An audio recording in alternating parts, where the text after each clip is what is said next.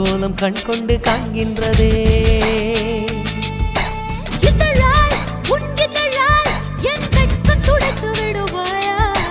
அங்கத்தில் வெட்கங்கள் எங்கெங்கு சொல்வாயா?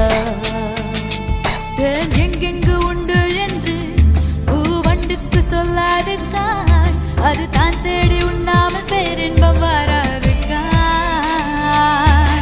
இன்பமா பேரின்பமா அது வேண்டுமா?